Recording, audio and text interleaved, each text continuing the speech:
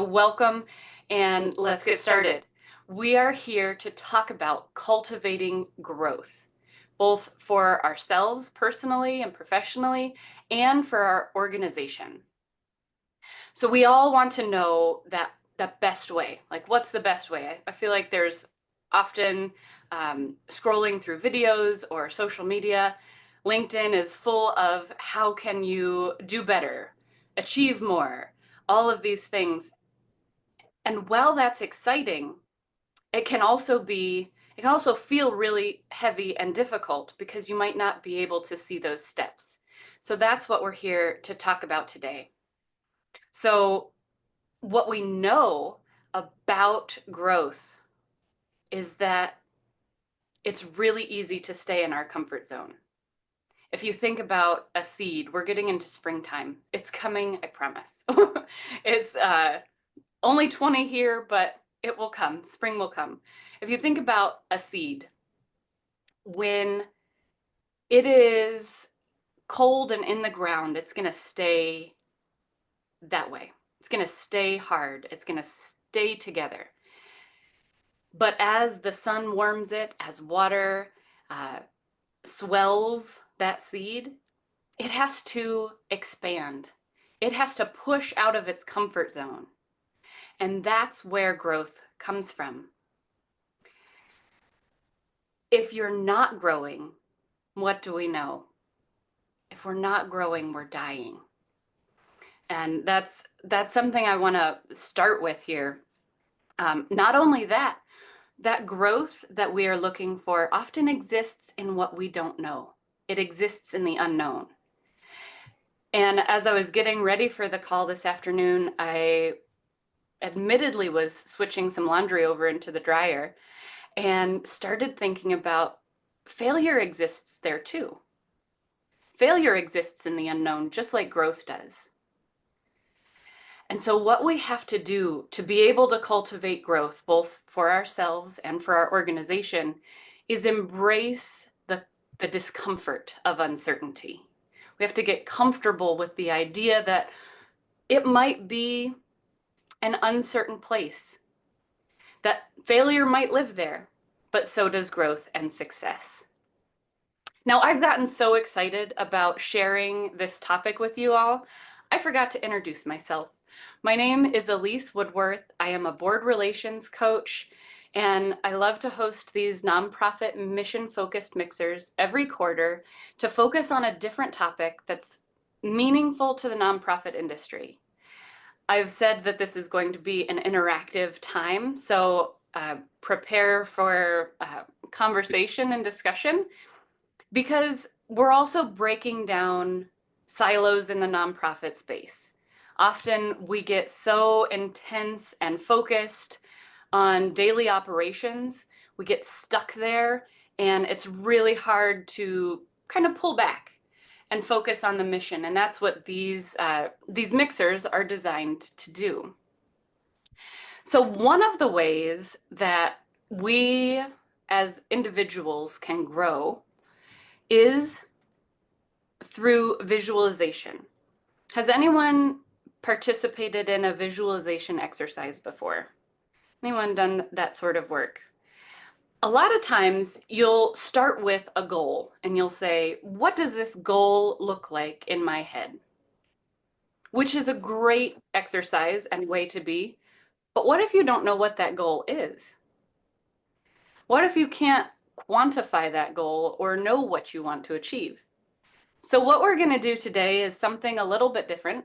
I'm going to have you get into a comfortable, you're all at your desks, so you're as comfortable as you can be at your desk.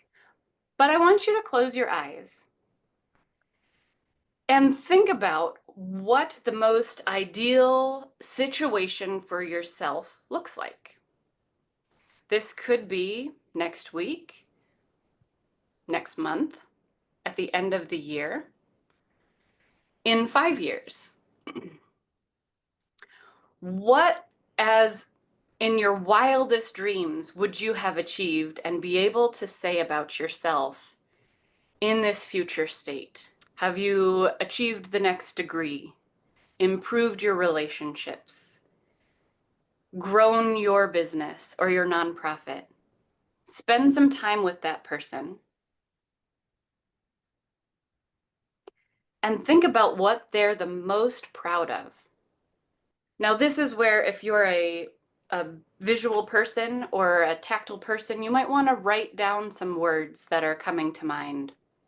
Some of those characteristics or traits about yourself, about your circumstances, about your surroundings, your environment. Write some of those things down. And when you pull back from the visualization, from meeting that person, you might start to see that you have a goal in mind. That person, for the purposes of an example, that person has achieved a degree. Now, while achieving a degree is a really big lift, especially in the professional world, and you might say, that's a huge goal. It's easier to break those goals down into more achievable pieces. What's the first step there? Do we need to research different colleges that have the right area of study for us, or research different programs? That might be the first step. And as you break down that big goal into smaller chunks, those become achievable. Those become things that it might not be, launching out into like jumping off a plane in the dark. You might just be stepping off the diving board. And you know that the fall, the uncertainty, you can get comfortable with that smaller bit of uncertainty, which is how you start to cultivate growth and a growth mindset for yourself.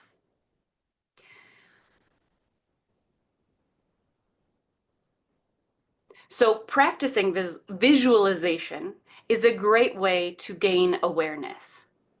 Awareness is one of those things that I talk about a lot when it comes to being a more effective board member or a more effective leader or a more effective parent or a more effective person in general.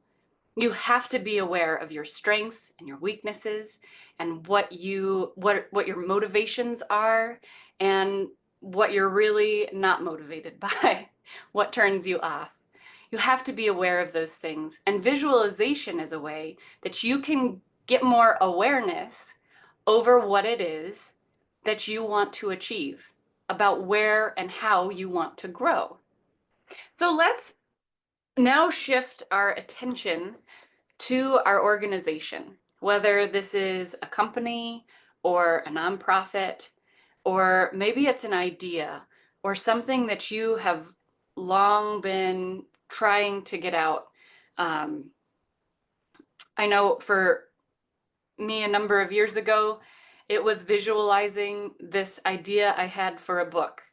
Many of you know Business Not Battle for Nonprofit Boards is the bestseller I published now 3 years ago.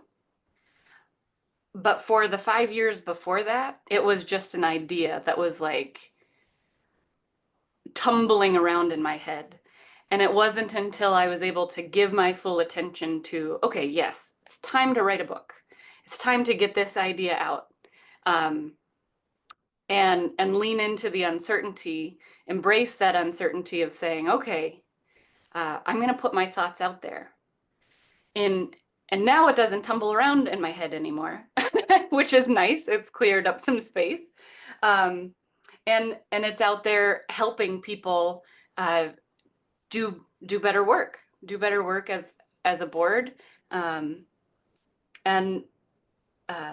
yeah, so that's an idea. So you might have an idea like that, or you might want to focus this time on your nonprofit or on your company or organization. So we're going to do a similar organizational visualization exercise. Now, often I like to share ideas for things that you could do with a board or you could do with a leadership team. And this is this would be a great activity to kick off your next board meeting, your next staff meeting. Take some time to allow people to brainstorm. And especially in the uncertain times, um, it really can help communication be more clear, be more open, and be really enriching for a team to be able to share their visualization for an organization. Um, so again, I invite you to get comfortable and close your eyes and allow your thoughts to move towards your organization.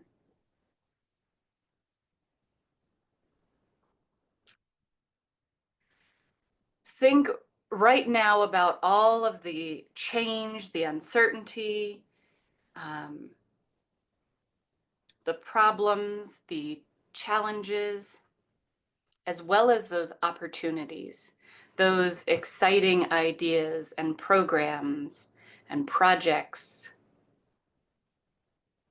And now start to move forward. Move forward into how that program will grow. How will you diversify your funding? And at the end of that, what does that look like? What does a fully funded, an organization at full capacity, what does that look like for your organization? Are there more people? Are there less people? Are there processes in place? Is it streamlined?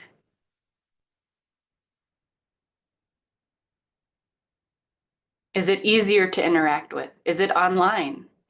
Spend some time thinking about that organization's stakeholders. Who is being impacted by the mission? Who are the volunteers? Where are they coming from? What impact are they having? Who's on your team? Has the board grown or changed?